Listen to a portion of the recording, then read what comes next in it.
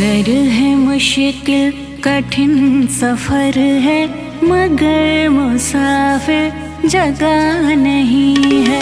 डगर है मुश्किल कठिन सफर है, मगर मुसाफिर जगह नहीं है।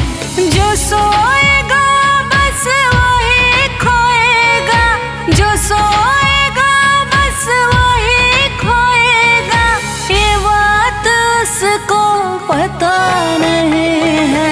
डगर है मुश्किल कठिन सफर है, मगर मुसाफिर जगह नहीं है। डगर है मुश्किल कठिन सफर है, मगर मुसाफिर जगह नहीं है।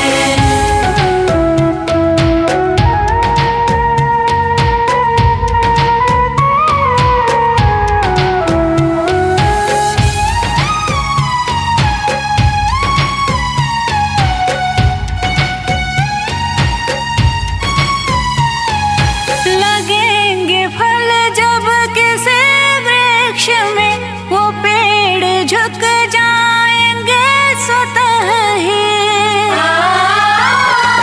लगेंगे फल जब किसी वृक्ष में, वो पेड़ झुक जाएंगे स्वतः ही।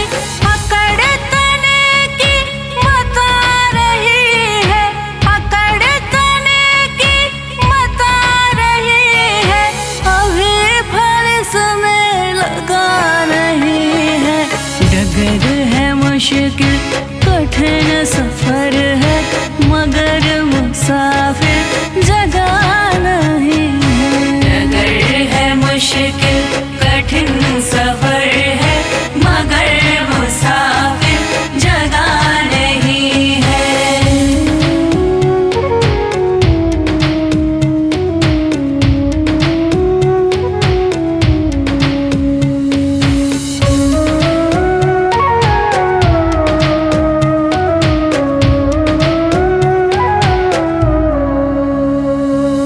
जो खानदानी रईस होते, मिजाज रखते हैं नरम अपना। जो खानदानी रईस होते, मिजाज रखते हैं नरम अपना। तुम्हारा लहजा बता रहा है, तुम्हारा लहजा बता रहा है, तुम्हारी दौलत नई नहीं है। डगर है मुश्किल कठिन सफर है, मगर मुसाफिर जगह नहीं है। डगर है मुश्किल कठिन सफर है, मगर मुसाफिर जगह नहीं है।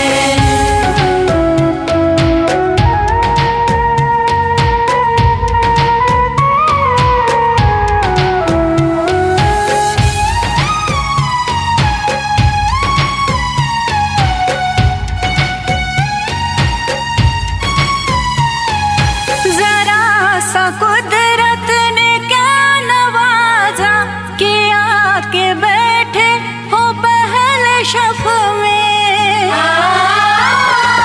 जरा सा कुदरत ने क्या नवाजा, किया के बैठे हो पहले शफ में। अभी से उड़ने लगे हवा में, अभी से उड़ने लगे हवा में, अभी ये शोहरत नई नई है। डगर है मुश्किल कठिन सफर है, मगर मुसाफिर जगह नहीं है। डगर है मुश्किल कठिन सफर है, मगर मुसाफिर जगह नहीं है।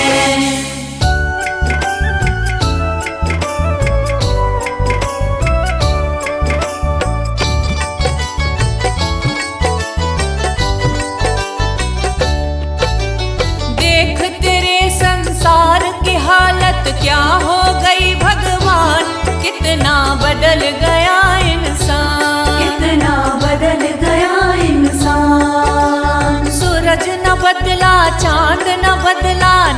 बदला आसमान, कितना बदल गया इंसान, कितना बदल गया इंसान। देख तेरे संसार की हालत क्या हो गई भगवान, कितना बदल गया इंसान, कितना बदल गया इंसान।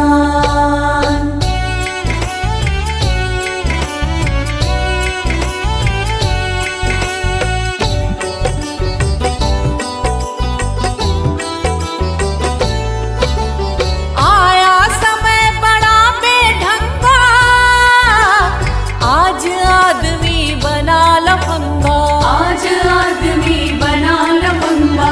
कहीं पे झगड़ा कहीं पे दंगा, नाच रहा नर होकर नंगा, नाच रहा नर होकर नंगा। छल और कपट के हाथों अपना बेच रहा ईमान, कितना बदल गया इंसान, कितना बदल गया इंसान। देख तेरे संसार की हालत क्या हो गई भगवान, कितना बदल गया इंसान, कितना बदल गया इंसान।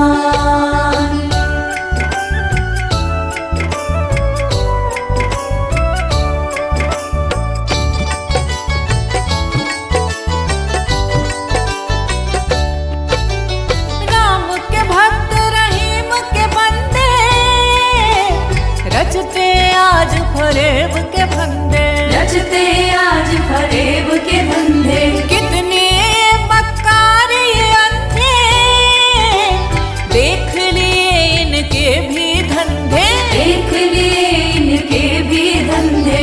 इन्हीं की काली करतूतों से हुआ ये मुल्क मशान, कितना बदल गया इंसान, कितना बदल गया इंसान। देख तेरे संसार की हालत क्या हो गई भगवान, कितना बदल गया इंसान, कितना बदल गया इंसान।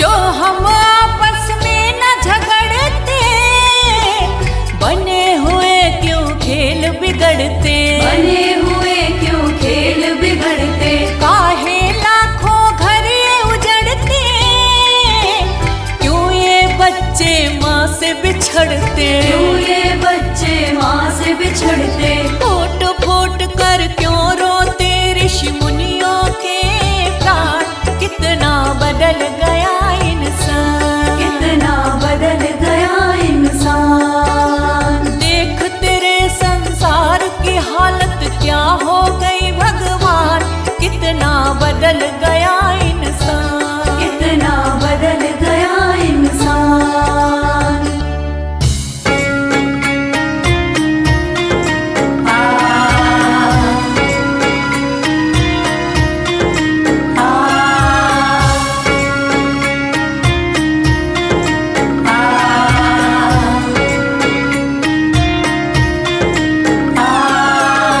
जीते भी लकड़ी मरते भी लकड़ी, देख तमाशा लकड़ी का। जीते भी लकड़ी मरते भी लकड़ी, देख तमाशा लकड़ी का। क्या जीवन क्या मरण कबीरा, क्या जीवन क्या मरण कबीरा, देख तमाशा लकड़ी का। जीते भी लकड़ी मरते भी लकड़ी, देख तमाशा लकड़ी का। जीते भी लकड़ी मरते भी लकड़ी, देख तमाशा लकड़ी का।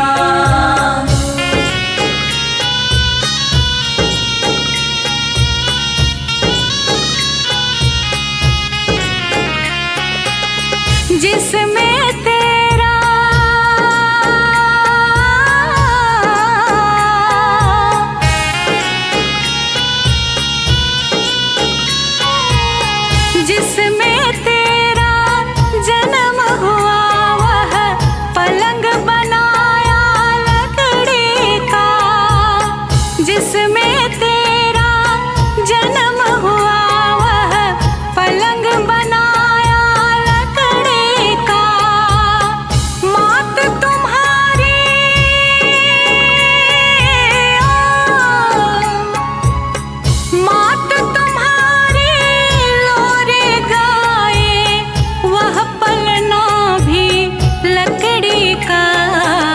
जीते भी लकड़ी मरते भी लकड़ी, देख तमाशा लकड़ी का। जीते भी लकड़ी मरते भी लकड़ी, देख तमाशा लकड़ी का।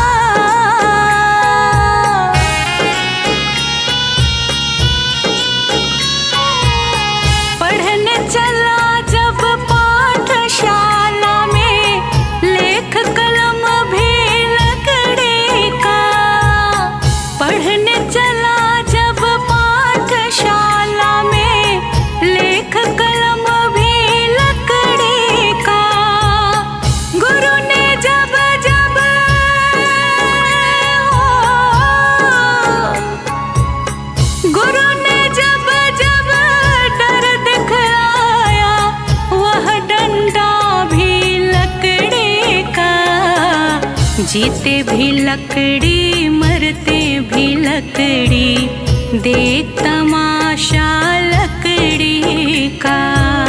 जीते भी लकड़ी मरते भी लकड़ी, देख तमाशा लकड़ी का।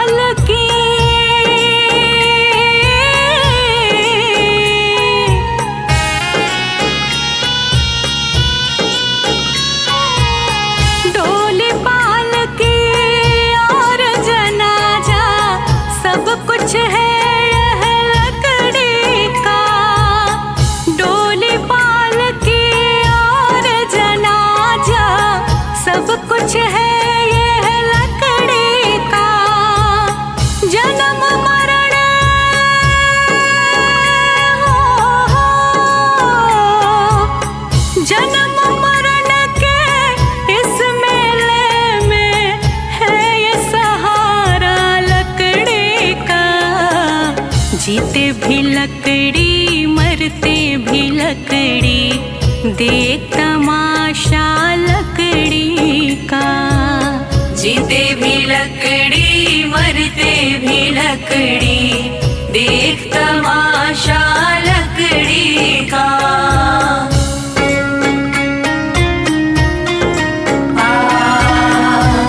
देख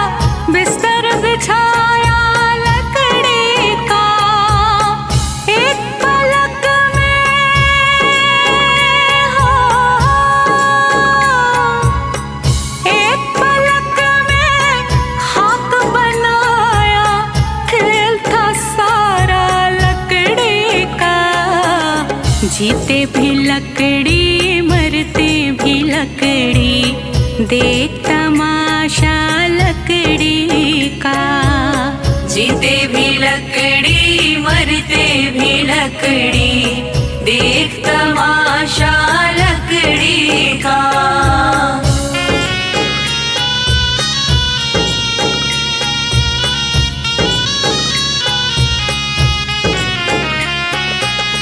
मरते दम तक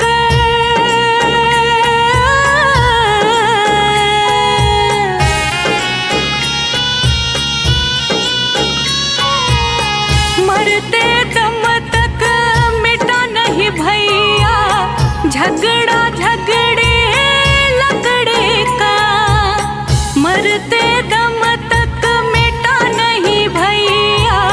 झगड़ा झगड़े लकड़े का, राम नाम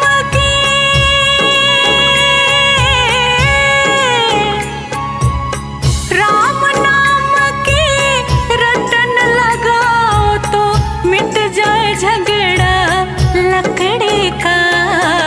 जीते भी लकड़ी मरते भी लकड़ी, देख तमाशा लकड़ी का। जीते भी लकड़ी मरते भी लकड़ी, देख तमाशा लकड़ी का।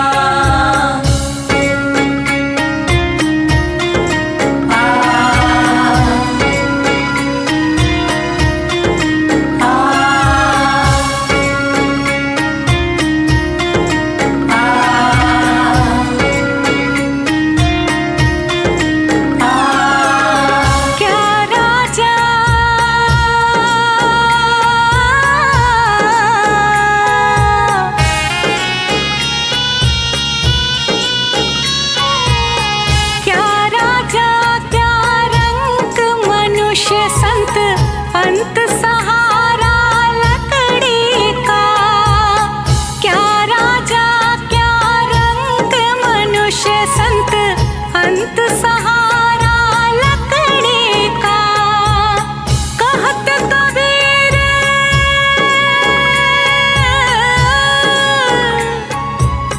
कहत कबीर सुनो भाई साधु, ले ले तंबूरा लकड़ी का। जीते भी लकड़ी मरते भी लकड़ी, देख तमाशा लकड़ी का। जीते भी लकड़ी मरते भी लकड़ी, देख तमाशा लकड़ी का।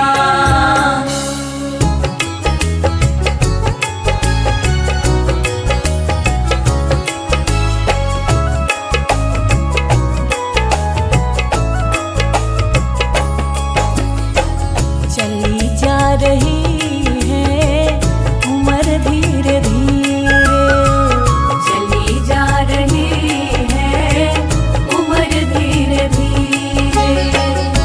पल पल आठों पहर धीरे धीरे, पल पल आठों पहर धीरे धीरे। चली जा रही है उम्र धीरे धीरे,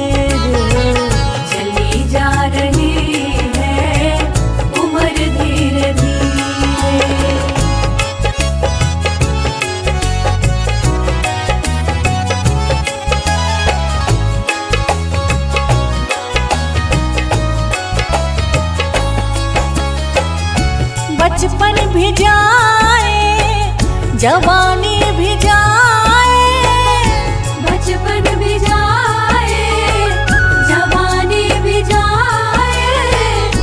बचपन भी जाए जवानी भी जाए, बुढ़ापे का होगा असर धीरे धीरे। बुढ़ापे का होगा असर धीरे धीरे।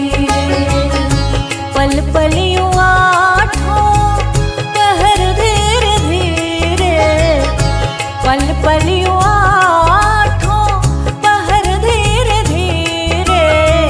चली जा रही है उम्र धीरे धीरे, चली जा रही है उम्र धीरे धीरे।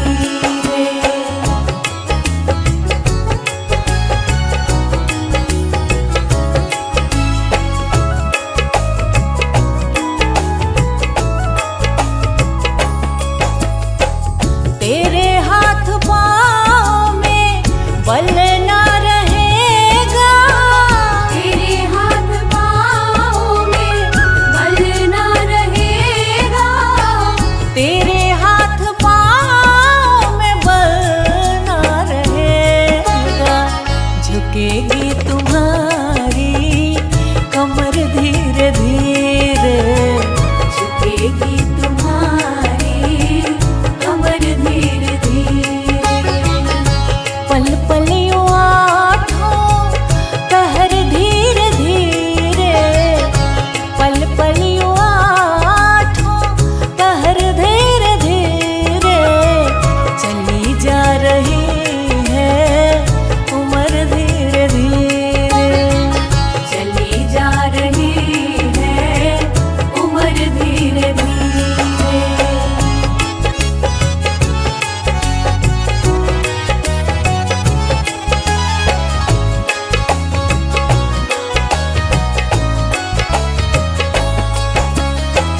शिथिल अंग होंगे एक दिन तुम्हारे, शिथिल अंग होंगे एक दिन तुम्हारे, शिथिल अंग होंगे एक दिन तुम्हारे। फिर मंद होगी नजर धीरे धीरे, फिर मंद होगी नजर धीरे धीरे।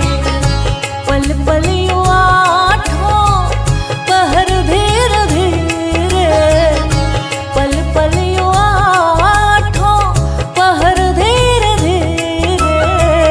चली जा रही है उम्र धीरे धीरे, चली जा रही है उम्र धीरे धीरे।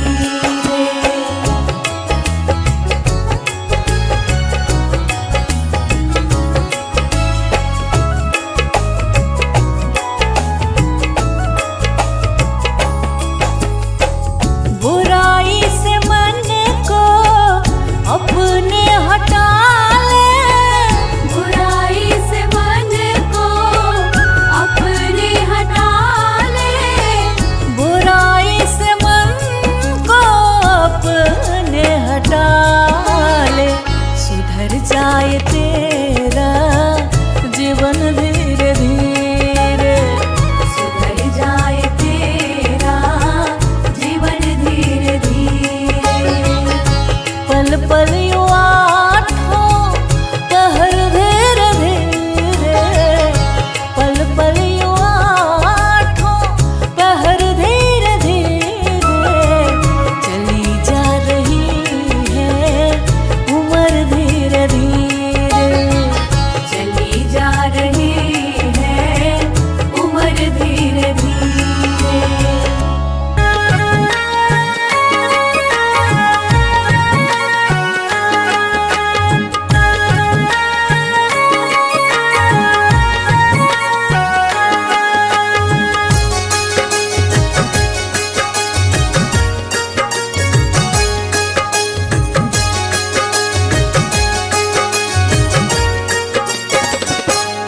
कभी प्यासे को पानी पिलाया नहीं, बाद अमृत पिलाने से क्या फायदा।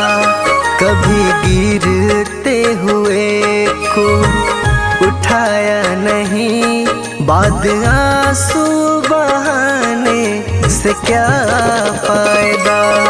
कभी प्यासे को पानी पिलाया नहीं, बाद अमृत पिलाने से क्या फायदा।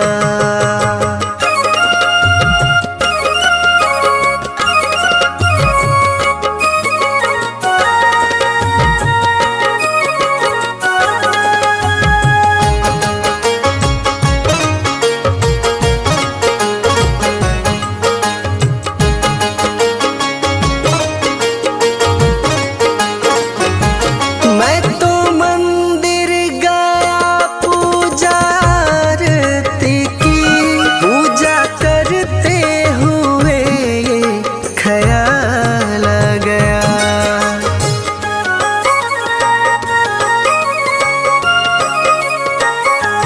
मैं तो मंदिर गया पूजा आरती की, पूजा करते हुए ये ख्याल आ गया। कभी माँ बाप की सेवा की ही नहीं, सिर्फ पूजा के करने से क्या फायदा। कभी प्यासे को पानी पिलाया नहीं, बाद अमृत पिलाने से क्या फायदा।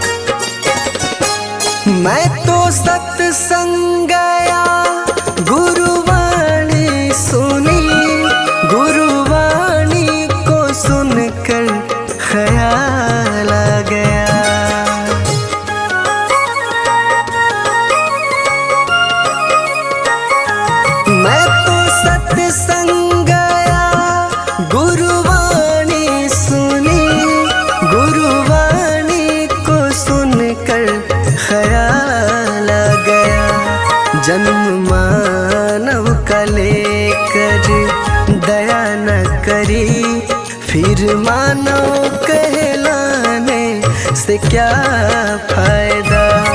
कभी प्यासे को पानी पिलाया नहीं, बाद अमृत पिलाने से क्या फायदा।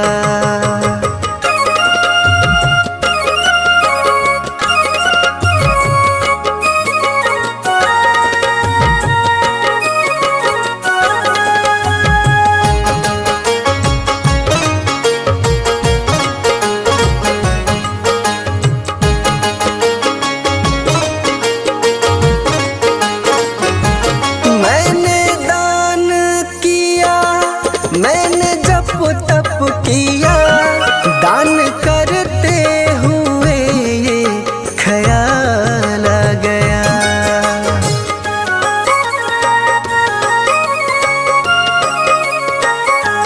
मैंने दान किया, मैंने जप तप किया, दान करते हुए ये ख्याल आ गया। कभी भूखे को भोजन खिलाया नहीं, दान लाखों का करने से क्या फायदा। कभी प्यासे को पानी पिलाया नहीं, बाद अमृत पिलाने से क्या फायदा।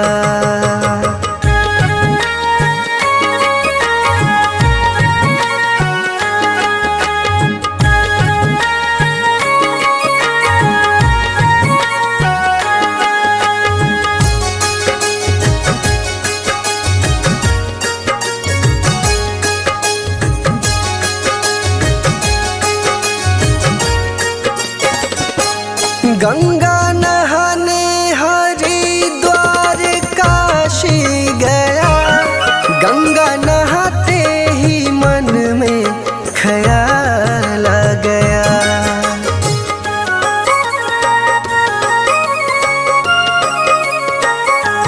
गंगा नहाने हरिद्वार काशी गया, गंगा नहाते ही मन में ख्याल आ गया।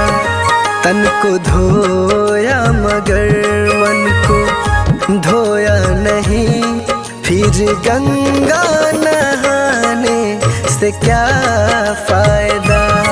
कभी प्यासे को पानी पिलाया नहीं, बाद अमृत पिलाने से क्या फायदा।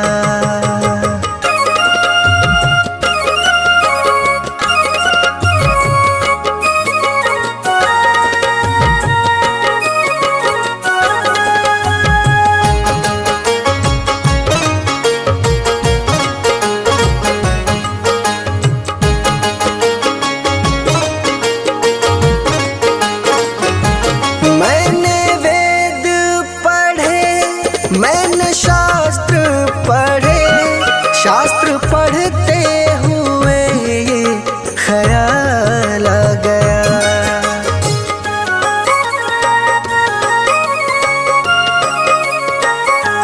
मैंने वेद पढ़े, मैंने शास्त्र पढ़े, शास्त्र पढ़ते हुए ये ख्याल आ गया। मैंने ज्ञान किसी को बांटा नहीं, फिर ज्ञानी कहलाने से क्या फायदा। कभी प्यासे को पानी पिलाया नहीं, बाद अमृत पिलाने से क्या फायदा।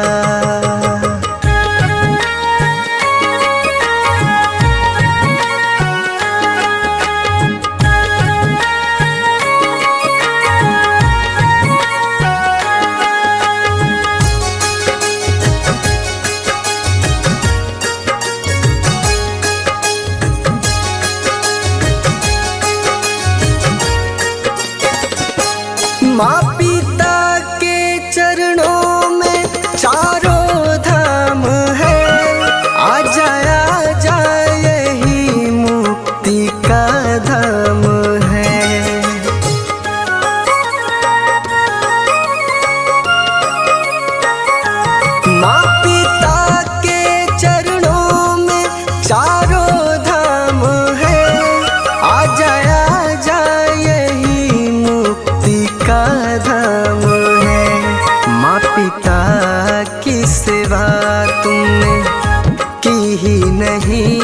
फिर तीर्थों में जाने से क्या फायदा, कभी प्यास को पानी पिलाया नहीं, बाद अमृत पिलाने से क्या फायदा।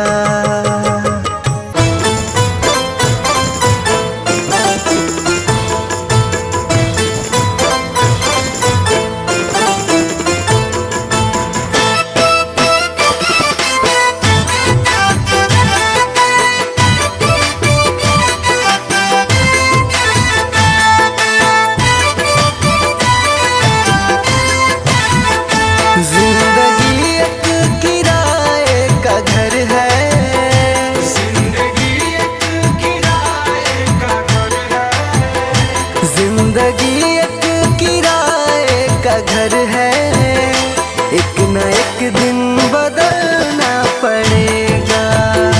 जिंदगी एक किराए का घर है, एक न एक दिन बदलना पड़ेगा।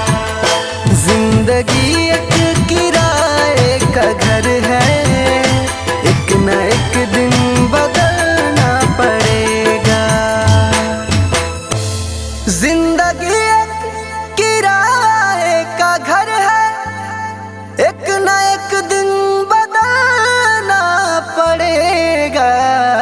मौत जब तुझको आवाज देगी, मौत जब तुझको आवाज देगी, मौत जब तुझको आवाज देगी, घर से बाहर निकलना पड़ेगा। जिंदगी एक किराए का घर है, एक न एक दिन बदलना पड़ेगा।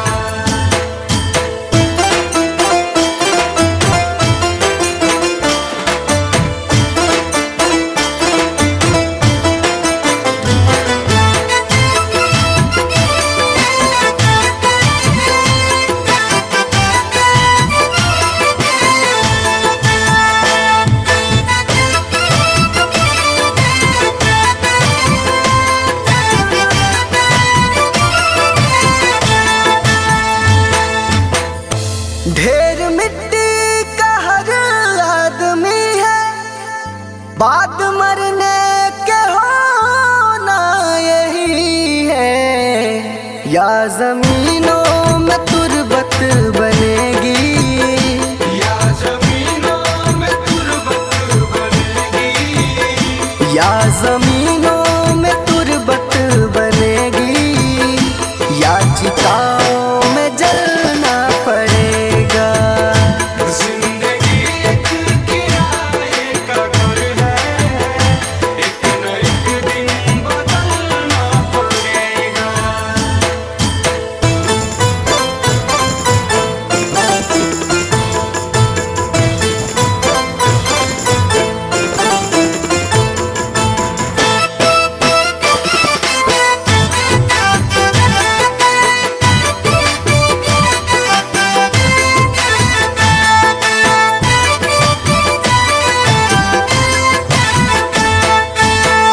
रात के बाद होगा सवेरा, देखना है अगर दिल सुनहरा। पाँव फूलों पे रखने से पहले, पाँव फूलों पे रखने से पहले, पाँव फूलों पे रखने से पहले, तुमको कांटों पे चलना पड़ेगा।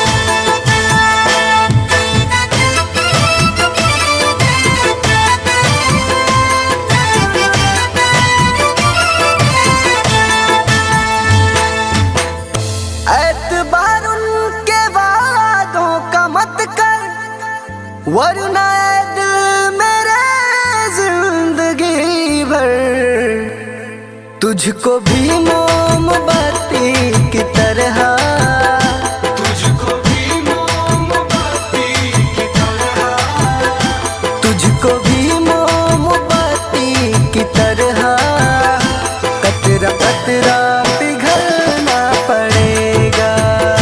जिंदगी एक किराए का घर है, एक न एक दिन बदलना पड़ेगा।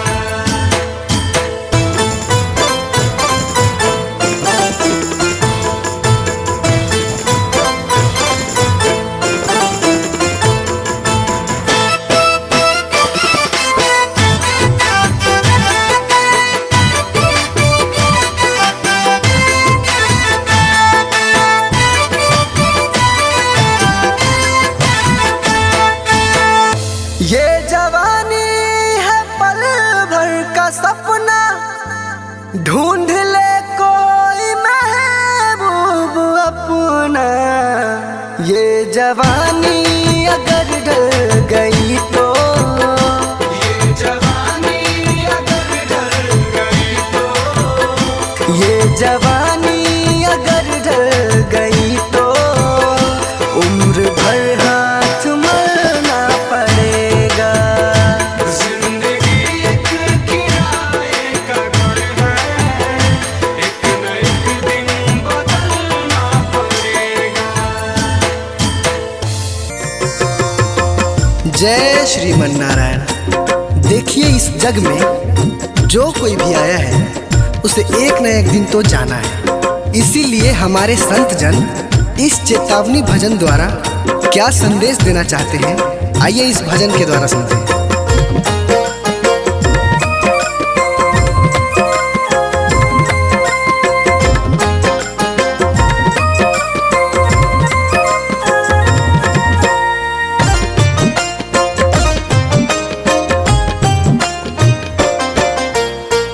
ओ पापी मन कर ले भजन, मौका मिला है तो कर ले जतन।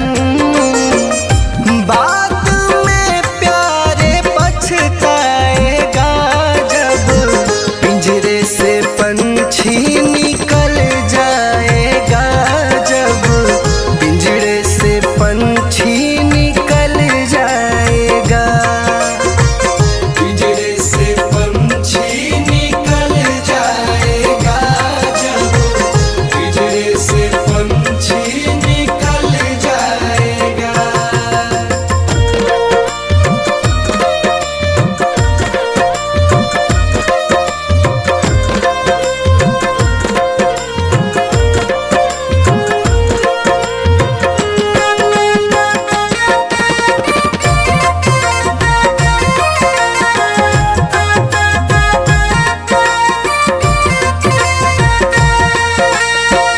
संत जन कहते हैं कि क्या तेरा क्या मेरा लगा रखा है।